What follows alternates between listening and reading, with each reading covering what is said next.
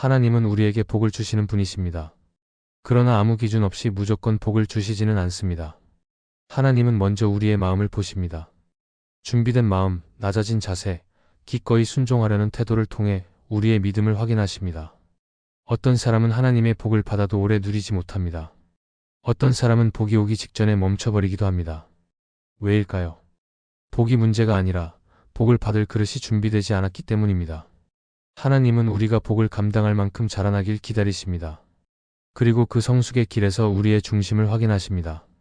무엇을 먼저 선택하는지, 누구를 더 신뢰하는지 하나님은 그것을 보시고 때를 따라 복을 허락하십니다. 복은 기도의 결과이기도 하지만 동시에 믿음의 태도에서 시작됩니다. 하나님의 복을 진정으로 누리고 싶다면 하나님의 기준에 맞게 내 마음부터 준비해야 합니다. 첫째, 하나님은 자기 계획을 내려놓고 하나님의 계획에 기꺼이 엎드리는지를 보십니다. 하나님은 우리에게 복을 주시기 전에 반드시 한 가지를 살피십니다. 바로 내가 짜놓은 계획을 얼마나 내려놓을 수 있는지, 그리고 하나님의 뜻 앞에 얼마나 기꺼이 엎드릴 수 있는지입니다. 많은 사람들은 인생을 살아가면서 철저하게 자신의 계획을 세웁니다. 언제까지 무엇을 이루고 어떤 길로 가야 할지 나름대로의 목표와 방법을 정합니다.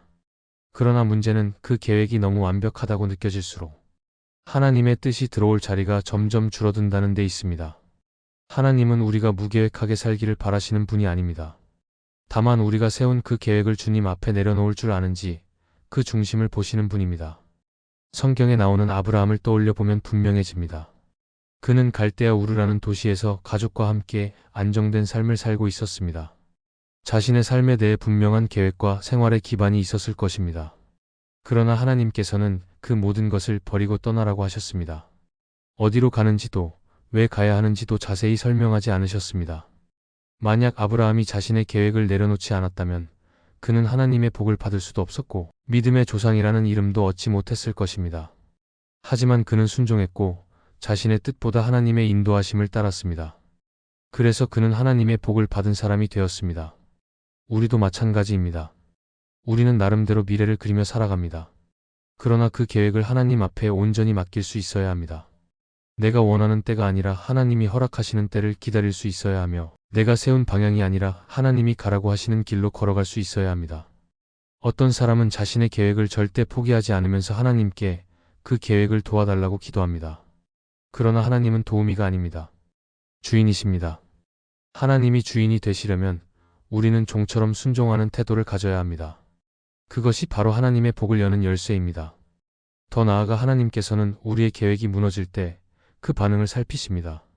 계획이 틀어지면 원망하고 낙심하는 사람이 있는가 하면 그 자리를 기도로 채우며 하나님의 뜻을 묻는 사람이 있습니다. 하나님은 후자의 사람에게 복을 주십니다. 왜냐하면 그런 사람은 상황이 아니라 말씀을 따라가는 사람이기 때문입니다. 우리의 길이 꺾일 때 오히려 하나님의 길이 열리는 경우가 많습니다. 그렇기 때문에 내 뜻이 이루어지지 않는다고 실망할 것이 아니라 그 자리에서 하나님의 뜻이 시작되는 줄 알고 기다릴 수 있어야 합니다. 하나님은 절대 아무에게나 복을 주시지 않습니다. 복을 주기 전에 반드시 우리 마음의 중심을 보십니다. 내가 가진 것을 얼마나 내려놓을 수 있는지, 내 뜻보다 하나님의 뜻이 더 크다는 사실을 믿고 따를 수 있는지를 살펴보십니다. 그리고 그 믿음의 태도가 확인될 때 하나님은 복을 맡기십니다. 준비된 마음, 순종하는 자세, 낮아진 중심을 가진 사람에게 하나님은 반드시 복을 주십니다. 그러므로 우리가 해야 할 일은 하나님의 뜻 앞에 엎드리는 것입니다. 내 계획을 내려놓고 하나님의 인도하심을 구하는 것, 그 길 위에서 하나님의 놀라운 복이 시작됩니다. 둘째, 하나님은 주의 일을 할 때 중심이 온전히 주님을 향하는지를 보십니다. 하나님께서는 우리가 어떤 일을 하느냐보다 그 일을 어떤 마음으로 하느냐를 더욱 중요하게 여기십니다. 사람들은 겉으로 보이는 결과에 집중하지만 하나님은 언제나 중심을 먼저 살피십니다. 같은 봉사라도, 같은 사역이라도 어떤 이는 자신을 드러내기 위해 하고 어떤 이는 오직 하나님만 높이기 위해 합니다. 사람의 눈에는 똑같아 보여도 하나님은 두 사람의 마음을 구분하십니다. 하나님께서 복을 주실 때는 일 자체보다 그 일에 담긴 중심을 먼저 보십니다. 그래서 하나님을 위해 일한다고 하면서도 결국 자신을 위한 경우에는 그 중심이 가려지지 않습니다. 하나님은 속지 않으십니다. 오히려 그런 중심으로 한 수고는 사람에게는 인정받을지 몰라도 하나님 앞에서는 남지 않는 경우가 많습니다. 성경에 나오는 사울 왕이 그 예입니다. 그는 처음 왕이 되었을 때는 겸손한 사람이었습니다. 하지만 시간이 지나면서 점점 자신의 자리와 체면을 지키는데 관심을 두기 시작했고, 결국 하나님의 명령보다 사람들의 시선을 더 의식하며 행동했습니다. 하나님께서 아말렉을 진멸하라고 명령하셨지만 그는 좋은 소와 양을 남기고 사람들의 눈치를 보며 하나님의 뜻을 완전히 따르지 않았습니다. 그러고 나서 핑계로 말합니다. 백성들이 하나님께 제사 드리려고 남긴 것이라고 말이죠. 그러나 하나님께서는 사무엘을 통해 분명히 말씀하십니다. 순종이 제사보다 낫고 듣는 것이 수장의 기름보다 낫다고 하셨습니다. 사울은 사역을 했습니다. 하나님을 위한 일이라고 했습니다. 그러나 중심이 하나님이 아니었습니다. 결국 그는 하나님의 복을 빼앗기고 다윗에게 그 왕위가 넘어가게 됩니다. 반대로 다윗은 하나님 앞에서 중심을 지켰습니다. 그가 완벽해서가 아니라 언제나 중심을 하나님께로 두었기 때문입니다. 그는 목동이었을 때도 도망자였을 때도 왕이 된 후에도 하나님 앞에서 중심을 잃지 않으려 애썼습니다. 실수를 했을 때도 교만해졌을 때도 그는 다시 하나님 앞에 엎드렸고 하나님은 그런 다윗을 보시고 그의 중심을 기뻐하셨습니다. 하나님께 인정받는 사람은 늘 자신을 돌아봅니다. 내가 주를 위해 하는 일이 정말 주님을 위한 것인지 아니면 내 평판과 인정받음 또는 내 마음의 위안을 위한 것인지 돌아봅니다. 오늘 우리도 마찬가지입니다. 교회에서 사역을 하든 말씀을 전하든 찬양을 하든 봉사를 하든 중요한 것은 그 중심이 어디를 향하느냐는 것입니다. 일이 많고 크다고 해서 복이 따라오는 것이 아닙니다. 오히려 아무도 모르게 아무도 알아주지 않아도 오직 주님을 위해 묵묵히 감당하는 사람의 중심을 하나님은 기억하십니다. 또한 하나님은 주의 일을 하며 중심이 흐려지는 것을 기뻐하지 않으십니다. 사역을 하면서 교만해지고 자기의 업적을 쌓으려는 자세는 복을 받는 태도와는 거리가 멉니다. 하나님은 늘 그 일을 왜 하는지를 보십니다. 하나님을 사랑하기 때문에 하는지 아니면 자신의 만족과 성취를 위해 하는지를 살피십니다. 복은 일의 크기에서 오는 것이 아닙니다. 복은 그 일에 담긴 중심에서 시작됩니다.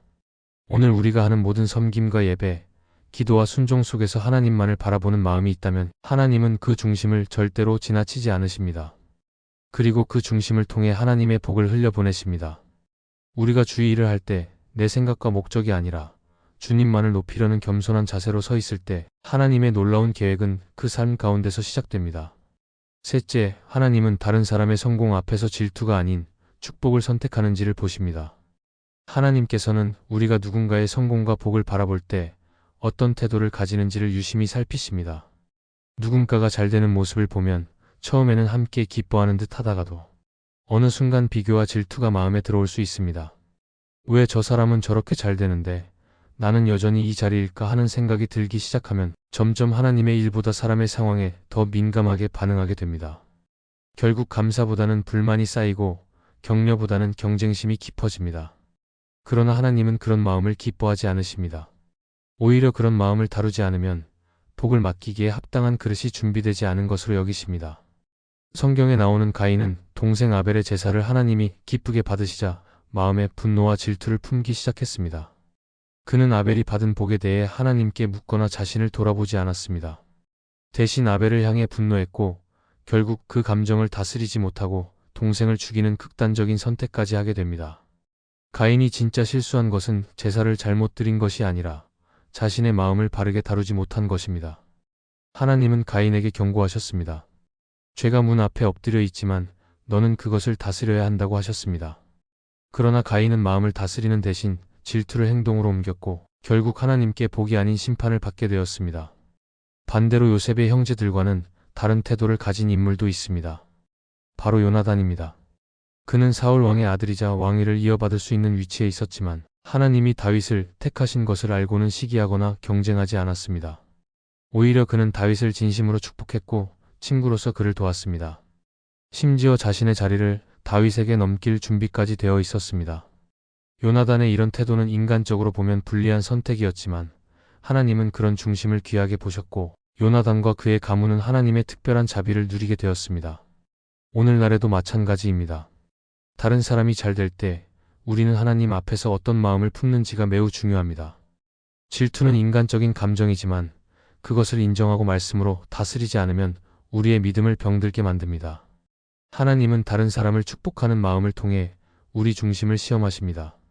나보다 더 앞서가는 사람을 보고 진심으로 응원하고 축복할 수 있는 사람은 하나님이 복을 맡기실 수 있는 믿음의 사람입니다. 왜냐하면 그런 사람은 자신의 복도 하나님의 때에 올 것임을 믿고 기다릴 수 있기 때문입니다. 비교는 우리의 시선을 흐리게 하고 질투는 우리의 중심을 무너지게 합니다. 그러나 축복은 반대로 우리의 마음을 넓혀주고 우리의 믿음을 더 깊게 만듭니다. 하나님은 우리가 다른 이의 성공 앞에서 마음속으로라도 함께 기뻐하고 진심으로 응원하는지를 보십니다. 그 중심을 기뻐하시고 복을 흘려보내실 준비가 되었는지를 판단하십니다. 그래서 하나님은 다른 사람의 복 앞에서도 감사할 수 있는 사람에게 놀라운 복을 맡기십니다. 지금 누군가가 잘 되고 있다면 마음으로 그 사람을 축복해 보십시오. 그 순간 하나님께서도 당신의 중심을 향해 복을 준비하고 계실 것입니다. 넷째, 하나님은 작은 칭찬에 교만하지 않고 작은 실패에 낙심하지 않는지를 보십니다. 하나님께서 우리에게 복을 맡기실 때는 단지 큰 일을 감당할 수 있는 능력을 보시기보다 작은 일 앞에서의 태도를 먼저 살피십니다. 사람들은 큰 성공을 통해 자신이 인정받았다고 여기고 작은 실패 앞에서 자신이 버림받았다고 느끼기도 합니다. 그러나 하나님은 그런 외적인 결과보다 마음의 자세를 더 중요하게 여기십니다. 작은 칭찬 앞에서 교만하지 않고 작은 실패 앞에서 낙심하지 않는 사람은 중심이 흔들리지 않는 사람입니다. 하나님은 그런 사람에게 복을 지속적으로 맡기십니다. 우리는 종종 조금만 인정받아도 마음이 높아지고 조금만 무시당해도 마음이 무너질 때가 있습니다. 그러나 하나님께서 찾으시는 사람은 외부의 반응에 따라 흔들리지 않고 늘 한결같이 하나님만 바라보는 사람입니다. 자기가 조금 주목받았다고 해서 자신을 높이지 않고 반대로 일이 원하는 대로 되지 않는다고 해서 주저앉지 않는 사람, 그 사람이 복을 감당할 수 있는 사람입니다. 성경에 나오는 느헤미야는 이러한 믿음의 태도를 잘 보여줍니다. 그는 바사 왕의 술 맡은 관원장이었지만 예루살렘의 성벽이 무너졌다는 소식을 듣고 깊이 슬퍼하며 금식하며 기도했습니다. 그리고 하나님의 때가 되었을 때 왕 앞에서 두려움을 무릅쓰고 예루살렘 성벽 재건을 요청합니다. 이후 수많은 방해와 조롱, 위협을 받았지만 그는 낙심하지 않았습니다. 오히려 더욱 기도하며 하나님께 집중했고 자신의 사명을 끝까지 완수했습니다. 그는 성공에 취하지도 않았고 방해에 흔들리지도 않았습니다. 하나님은 그의 중심을 기뻐하셨고 큰 복과 역사의 통로로 그를 세우셨습니다. 팀 켈러는 그의 책 기도에서 이렇게 말합니다. 기도는 우리의 삶을 하나님 중심으로 재조정하는 과정이다. 이 말은 성공과 실패를 통해 흔들리는 우리의 중심을 기도로 다시 정돈해야 한다는 의미입니다. 하나님이 복을 주실 때는 단지 상황을 바꾸는 것이 아니라 우리의 내면을 살피시고 중심을 세우시기 위함입니다. 작은 일 앞에서도 겸손과 인내를 지키는 사람, 큰 일 앞에서도 교만하지 않고 하나님의 영광을 먼저 생각하는 사람, 바로 그런 사람이 하나님께서 복을 지속적으로 맡기시는 사람입니다. 교만은 복을 막고 낙심은 복을 포기하게 만듭니다. 그래서 하나님은 우리가 작게 인정받을 때 어떤 반응을 보이는지, 조금 실패할 때 어떤 기도를 드리는지를 주의 깊게 살펴보십니다. 흔들리지 않는 중심, 주님만 바라보는 태도, 이것이 복을 맡을 수 있는 성숙의 증거입니다. 하나님은 지금도 그런 사람을 찾고 계십니다. 그리고 그런 사람에게 준비된 복을 부어주십니다. 하나님은 복을 주시기 전에 반드시 우리의 중심을 살피십니다. 무엇을 얼마나 많이 했는지가 아니라 그것을 어떤 마음으로 감당했는지를 보십니다. 자기 뜻을 고집하지 않고 하나님의 뜻에 엎드리는지, 주의 일을 할 때 중심이 온전히 주님께 향해 있는지, 다른 사람의 복을 보며 질투가 아닌 축복을 선택할 수 있는지, 작은 칭찬에도 교만하지 않고 작은 실패에도 낙심하지 않는지, 이 모든 것을 통해 하나님은 우리의 태도를 확인하십니다. 복은 결코 갑자기 주어지는 것이 아닙니다. 하나님은 그 복을 감당할 수 있는 사람에게 준비된 그릇에 부어주십니다. 그러므로 복을 달라고 간구하기 전에 먼저 우리의 중심을 살펴야 합니다. 내가 진짜 하나님의 뜻을 따르려는 마음이 있는지, 내가 받은 복을 통해 하나님만 드러내길 바라는 자세가 있는지 돌아보아야 합니다. 하나님은 지금도 복을 주시길 원하십니다. 그러나 아무에게나 주시지 않으십니다.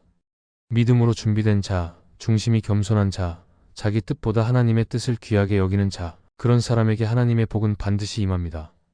그러므로 우리는 복을 구하는 기도보다 복을 감당할 수 있는 중심을 구하는 기도를 먼저 드려야 합니다. 그 마음이 준비될 때 하나님께서는 가장 정확한 때에 가장 넉넉한 방법으로 그 복을 허락하실 것입니다. 이 말씀이 마음의 은혜가 되셨다면 좋아요와 구독으로 함께 해주세요. 그리고 댓글에 아멘이라고 남겨주시면 하나님의 은혜가 더 많은 사람들에게 전해질 것입니다. 여러분의 삶 위에 하나님의 은혜가 언제나 함께 하시기를 바랍니다. 감사합니다.